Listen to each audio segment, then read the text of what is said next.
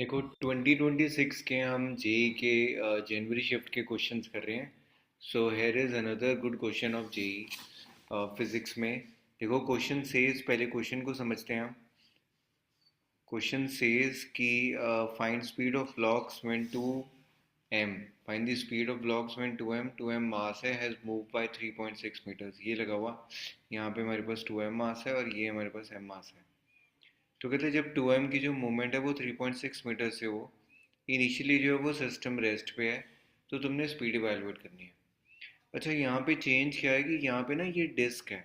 Disc का जो moment of inertia होता है वो होता है mr² अपॉन 2, ये हमको पता है। सेंट्रल लाइन से which is passing from the centre of the disc and perpendicular to the plane, तो वो होता है mr² अपॉन 2। अभी तक जो हम पुलिस के क्वेश्चन करते थे उसमें ना हम पुली को मासलेस ले लेते थे और फिर T1 T2 की इक्वेशंस बनाते थे और वो सिंपल फॉर्मेट में सॉल्व हो जाता था। लेकिन यहाँ पे चेंज क्या है, यहाँ पे ये जो पुली है इसका भी खुद का जो मास है, तो स्टूडेंट्स यहीं पे मिस्टेक करते हैं। इस पुली के मास को भी हमें कंसिडर करना पड़ेगा। तो देखो क्वेश्चन कैसे करना है। सबसे पहले हम एक्सीलरेशन की वैल्यू निकालते हैं, वैल्यूएट करते हैं ए की वैल्यू। ध्यान से देखना, ए की वैल्यू, तो ए की वैल्यू कैसे कंसिडर करेंगे हम, m1 माइनस m2, वो जो जनरल फॉर्मूला होता है, अपॉन जी अपॉन टोटल मास। ये नेट फोर्स हो गई upon total mass. Total mass कितना होगा, m1 प्लस m2। ये तो इनका मास हो गया m1 प्लस m2। फिर जो डिस्क है उसका मास में मुझे लेना पड़ेगा। उसका मास मैं कैसे निकालूंगा, इसका जो मोमेंट ऑफ इनर्शिया है डिवाइडेड बाय इसका मास कर दिया हमने। तो मोमेंट ऑफ इनर्शिया की वैल्यू पुट कर देंगे, सॉरी डिवाइडेड बाय मास नहीं करना, मैं इसको इरेज करता हूँ। डिवाइडेड बाय हम करेंगे r²। Let me erase the equation. तो ये I/r² हो जाएगा।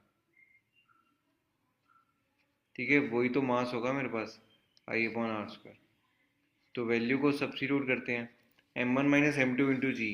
तो a की वैल्यू यहाँ पे मेरे पास आ जाएगी, m1 कितना दिया हुआ है, 2m दिया हुआ है, m2 कितना दिया हुआ है, m दिया हुआ है, divided by total mass. Total mass कितना हो जाएगा, 2m प्लस m, वो कितना हो गया मेरे पास, 3m हो गया, प्लस मोमेंट ऑफ इनर्शिया।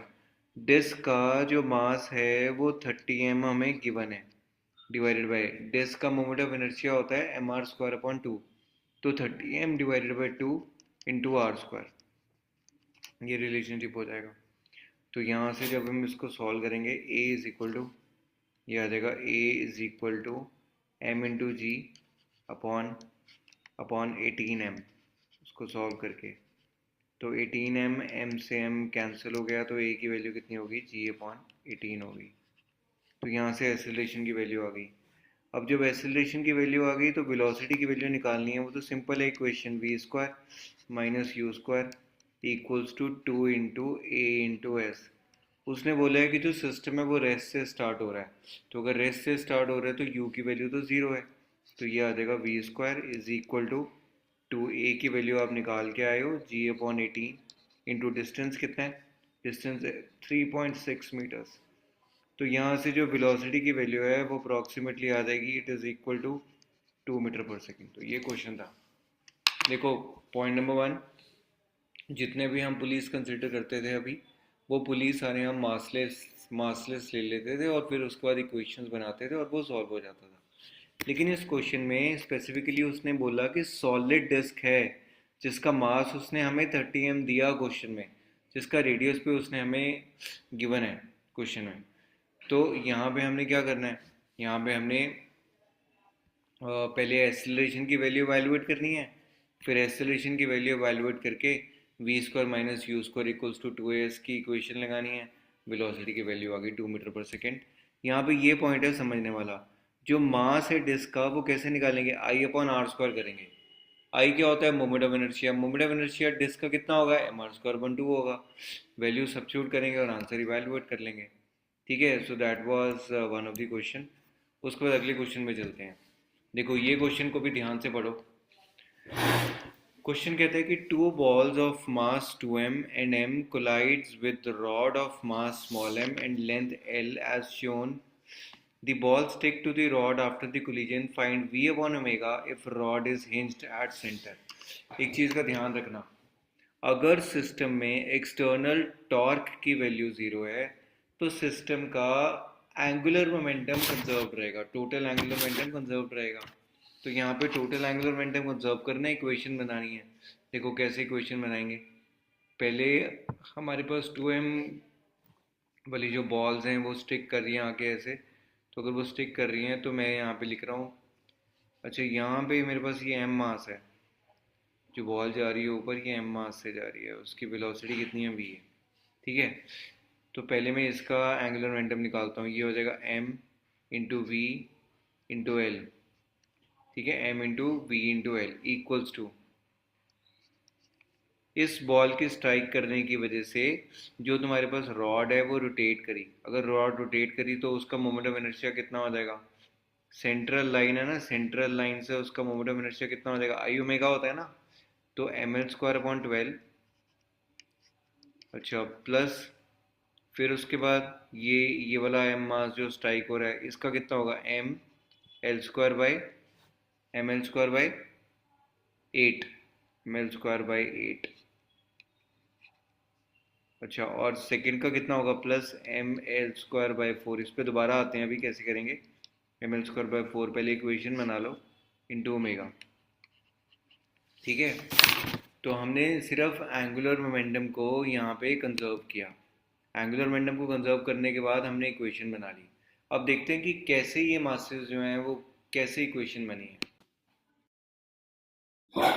देखो ये वाली जो इक्वेशन है ना बेटे, इसको थोड़ा डिटेल से देख लेते हैं कि डायरेक्ट एनालिसिस, डायरेक्ट इक्वेशन मैंने लिखती है ये किस तरीके से लिखी है। तो सबसे पहले हमने क्या करना है, एंगुलर मोमेंटम को कंजर्व करवाना है। तो जब एंगुलर मोमेंटम कंजर्व होगा तो ये मेरे पास आ जाएगा m इंटू, यहाँ पे m into v into L by two. ठीक है, मासेस स्ट्राइक हो रहे हैं, यहाँ पे m मास जो है वो स्ट्राइक हो रहा है, एल बाई टू डिस्टेंस पे स्ट्राइक हो रहा है, तो m into v into L by two, plus फिर उसके बाद दूसरा मास कौन सा स्ट्राइक हो रहा है, 2m स्ट्राइक हो रहा है, तो ये क्या हो जाएगा 2m इंटू वी इंटू, और डिस्टेंस कितना है, अब कितना डिस्टेंस है, एल बाई फोर। ध्यान रखना ये वाला डिस्टेंस एल बाई टू है और ये वाला डिस्टेंस एल बाई फोर है, तो ये हो जाएगा l by four is equal to, फिर उसके बाद जो सेंटर से जब एक्सेस पास होती है तो उसका मोमेंट ऑफ इनर्शिया होता है एम एल स्क्वायर अपॉन 12, ये एम एल स्क्वायर अपॉन 12 हो गया, प्लस फिर क्या है हमारे पास, ये 2m है, तो 2m का भी मोमेंट ऑफ इनर्शिया लिखना है। 2m डिस्टेंस कितना है, डिस्टेंस है मेरे पास एल बाई फोर, तो 2m into L by four का होल स्क्वायर, ये आ गया, और प्लस प्लस प्लस ये भी हो गया m, और एल बाई टू है, एल बाई टू का डिस्टेंस कितना हो जाएगा, एल स्क्वायर बाई फोर हो जाएगा, तो इंटू क्या ओमेगा, इंटू ओमेगा। ये ऐसे रिलेशनशिप आया ये वाला। जो एंगुलर मोमेंटम हमने किया ना, हमने टोटल एंगुलर मोमेंटम को कंजर्व क्यों किया, क्योंकि एक्सटर्नल टॉर्क की वैल्यू ज़ीरो है। फिर उसके बाद मास इधर स्ट्राइक होएगा, हमने सेंट्रल एक्सिस ये मानी, इनिशियल मोमेंटम को फाइनल मोमेंटम से इक्वल कर दिया। ठीक है, तो जब इसको आगे सॉल्व करेंगे ना ये इस इक्वेशन को, तो ये बन जाएगी मेरे पास m into v into l is equal to 4 ml square upon 4 ml square plus 6 ml square plus 12 ml square. ये कुछ नहीं लिया मैंने, सिर्फ एलसीएम लिया, डिवाइडेड बाय 48, तो इंटू इसके क्या कर देंगे हम, ओमेगा कर देंगे, इंटू ओमेगा हो गया। ठीक है, तो यहाँ पे मेरे पास आ गया m into v into l is equal to 22 ml square upon 48 into omega. ठीक है, तो यहाँ से जब आप v अपॉन ओमेगा की वैल्यू निकालोगे, वैल्यूज़ को वैल्यूएट करोगे, 22 टू 11 से 22, और यहाँ पे क्या हो जाएगा 24। ठीक है, ये वैल्यूज़ जब आप निकालोगे तो आपका आएगा v upon omega is equal to, क्या आ जाएगा 11/3, v upon omega is equal to 11/3। ठीक है, M V L is equal to 22 ml square upon 48 into omega square, तो 22/48 211 224, ठीक है। और फिर उसके बाद उसने दिया हुआ है एल की वैल्यू, उसने हमें क्वेश्चन में गिवन है। जो एल की वैल्यू है, एल की वैल्यू आपने कितनी डालनी है, देखो एक एल और इस एल के साथ कैंसिल हो जाएगा ना। फिर उसके बाद आपने एल की वैल्यू क्वेश्चन में 8 गिवन है। मैं वापस फिर से चलता हूँ, ये देखो L is equal to 8 metres.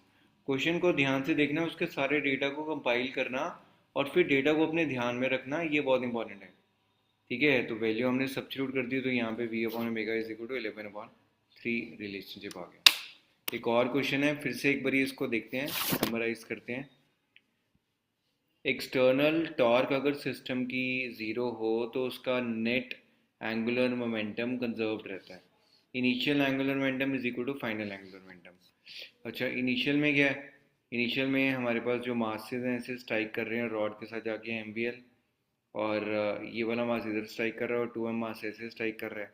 तो मैंने क्या किया, M V L by two plus 2mv, 2mv कहाँ है, ये है 2m V into L by four इन दोनों को कंसिडर करके हमारे पास एम वी एल बन गया, equals to M L square upon 12 plus 2 ml square upon 16 plus M L square upon 4 into omega.